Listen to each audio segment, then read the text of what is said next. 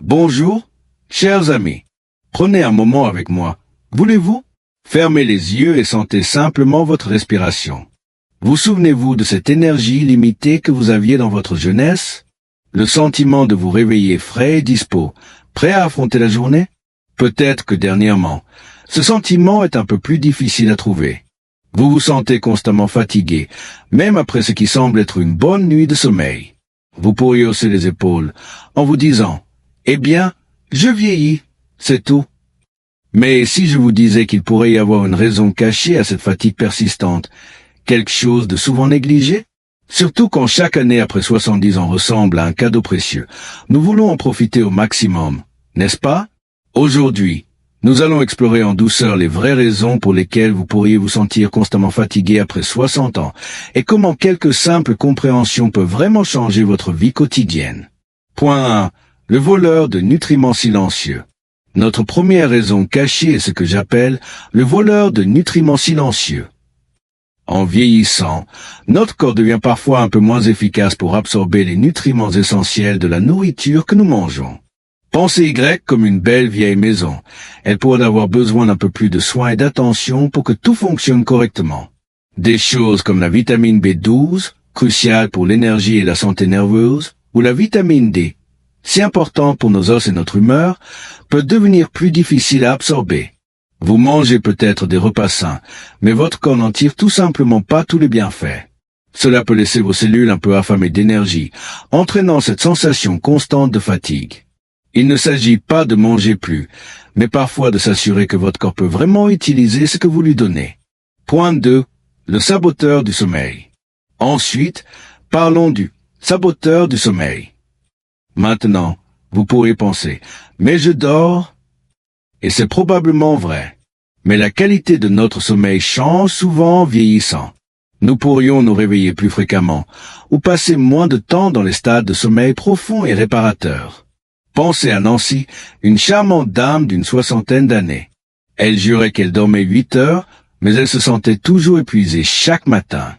Après avoir discuté avec son médecin, elle a réalisé qu'elle souffrait d'apnée du sommeil, où sa respiration s'arrêtait brièvement pendant la nuit, interrompant son sommeil sans même qu'elle le sache.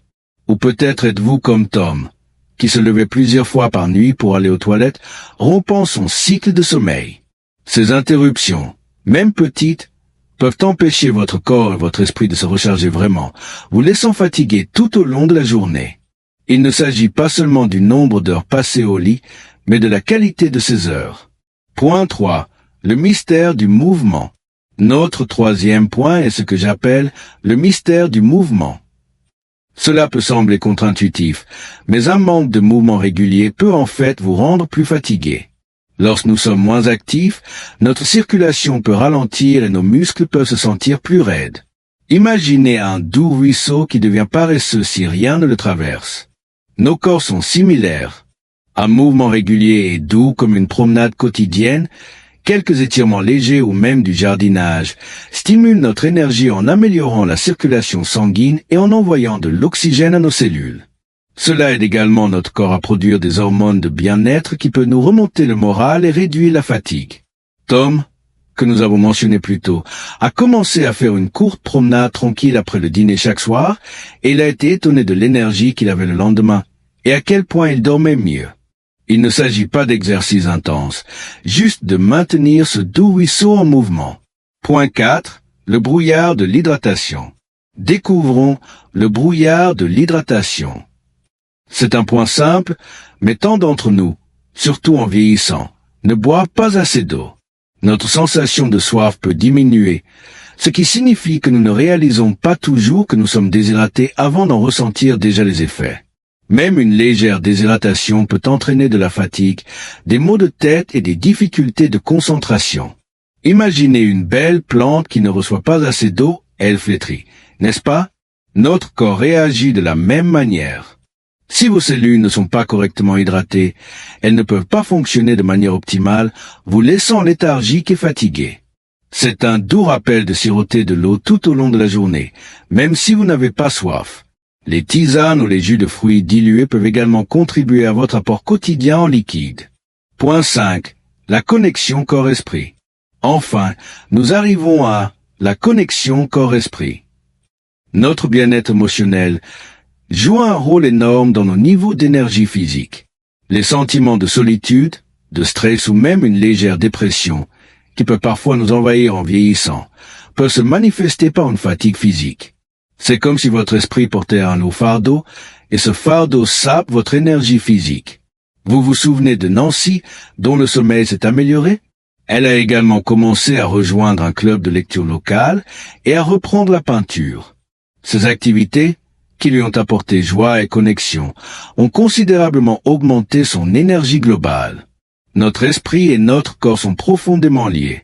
Nourrir votre santé émotionnelle par des liens significatifs, la pratique de passe-temps que vous aimez, ou simplement prendre le temps de la réflexion, tranquille peut être incroyablement énergisant pour votre corps. Conclusion. Alors, mes chers amis, vous voyez, se sentir constamment fatigué après 60 ans n'est pas toujours juste une partie du vieillissement. Il peut y avoir des raisons cachées, de doux changements dans nos corps et nos vies qui, une fois compris, peuvent être abordés avec une attention simple et bienveillante. Je vous encourage à réfléchir à ce que nous avons discuté aujourd'hui. Quelque chose a-t-il résonné en vous? Peut-être réalisez-vous un petit changement que vous pourriez apporter, un pas doux que vous pourriez faire pour vous sentir plus vibrant, plus énergique et plus présent dans chaque année précieuse. Nous sommes tous dans ce voyage ensemble. Qu'avez-vous appris aujourd'hui? Ou comment vous sentez-vous après avoir entendu cela? Veuillez partager vos pensées dans les commentaires ci-dessous, j'aimerais vous lire, et vos idées pourraient aider quelqu'un d'autre. Si cette vidéo vous a apporté un moment de clarté ou de réconfort, veuillez envisager de lui donner un doux j'aime, de vous abonner à notre chaîne pour plus de contenu comme celui-ci, et de la partager avec quelqu'un qui vous est cher. À la prochaine, prenez bien soin de vous.